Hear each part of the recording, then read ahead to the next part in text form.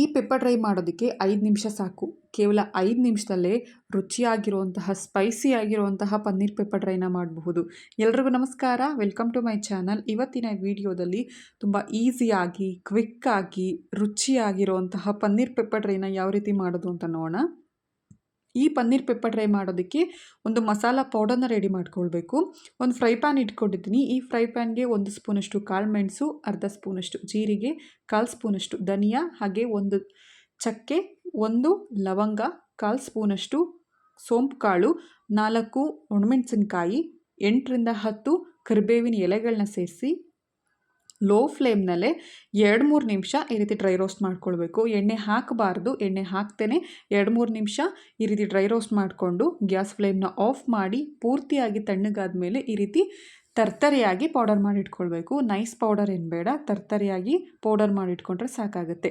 ಈ pepper dry ಮಾಡೋದಕ್ಕೆ ಒಂದು ಕಡಾಯಿ ಇಟ್ಕೊಂಡಿದ್ದೀನಿ. ಕಡಾಯಿ ಬಿಸಿಯಾದ ನಂತರ 2 ರಿಂದ 3 ಟೇಬಲ್ ಸ್ಪೂನಷ್ಟು ಎಣ್ಣೆ ಕೂಡ ಬಿಸಿಯಾದ ನಂತರ 1 ಸ್ಪೂನಷ್ಟು ಬೆಳ್ಳುಳ್ಳಿ, ಹಾಗೆ ಅರ್ಧ ಸ್ಪೂನಷ್ಟು ಶುಂಠಿ ಈ ರೀತಿ ಚಿಕ್ಕದಾಗಿ ಕಟ್ ಮಾಡ್ಕೊಂಡು ಹಾಕಿದ್ದೀನಿ. ಇಲ್ಲಿ ಶುಂಠಿ ಬೆಳ್ಳುಳ್ಳಿ ಪೇಸ್ಟನ್ನ ಬಳಸ್ತಿಲ್ಲ. ಈ ರೀತಿ ಚಿಕ್ಕದಾಗಿ ಕಟ್ ಮಾಡ್ಕೊಂಡು ಹಾಕಿ, ಹಸಿಮೆಣಸಿನ್ಕಾಯಿ 2 ರಿಂದ 3, 2 ಈರುಳ್ಳಿ, ಮೀಡಿಯಮ್ ಸೈಜ್ ಈರುಳ್ಳಿನ ಈ ರೀತಿ ಚಿಕ್ಕದಾಗಿ ಕಟ್ ಮಾಡ್ಕೊಂಡು ಹಾಕಿದ್ದೀನಿ. ಹಾಗೆ ಅರ್ಧ ಕ್ಯಾಪ್ಸಿಕಮ್ನು ಕೂಡ ಕ್ಯೂಬ್ಸ್ ಆಗಿ ಕಟ್ ಮಾಡಿಕೊಂಡು ಸೇರಿಸಿದ್ದೀನಿ. ಸ್ವಲ್ಪ ಕರಿಬೇವು, ಹಾಗೆ ರುಚಿಗೆ ತಕ್ಕಷ್ಟು ಉಪ್ಪನ್ನು ಕೂಡ ಸೇರಿಸಿ ಹೈ ಫ್ಲೇಮ್ನಲ್ಲೇ ಈರುಳ್ಳಿ, ಕ್ಯಾಪ್ಸಿಕಮ್ ಎಲ್ಲ ಕ್ರಂಚಿಯಾಗಿ ಕ್ರಿಸ್ಪಿಯಾಗಿರಬೇಕು. ಅಲ್ಲಿವರೆಗೂ ಇದನ್ನು ಫ್ರೈ ಮಾಡ್ಕೊಳ್ಬೇಕು. ತುಂಬ ಹೊತ್ತೇನು ಬೇಕಾಗಿಲ್ಲ, 1 ನಿಮಿಷ ಸಾಕಾಗುತ್ತೆ ಈ ಈರುಳ್ಳಿ ಹಾಗೆ ಕ್ಯಾಪ್ಸಿಕಮ್ ಎಲ್ಲ ಕ್ರಿಸ್ಪಿ ಆಗೋದಕ್ಕೆ. ಒಂದು ಸ್ವಲ್ಪ ಅರಿಶಿನ ಪುಡಿನೂ ಕೂಡ ಸೇರಿಸಿ ಚೆನ್ನಾಗಿ ಮಿಕ್ಸ್ ಮಾಡಿಕೊಂಡು ಲೋ ಫ್ಲೇಮ್ನಲ್ಲಿ ಇಟ್ಕೊಂಡು ಈ ಮಸಾಲ ಪೌಡರ್ನ ಸೇರಿಸ್ಬೇಕು.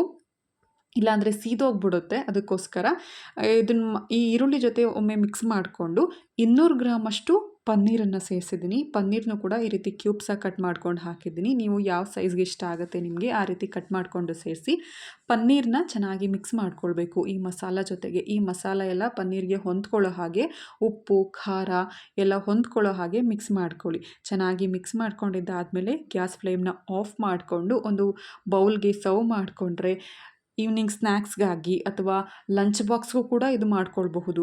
ರುಚಿಯಾಗಿರುವಂತಹ ಪನ್ನೀರ್ ಪೆಪ್ಪರ್ ಡ್ರೈ ಸವಿಯಲು ಸಿದ್ಧ.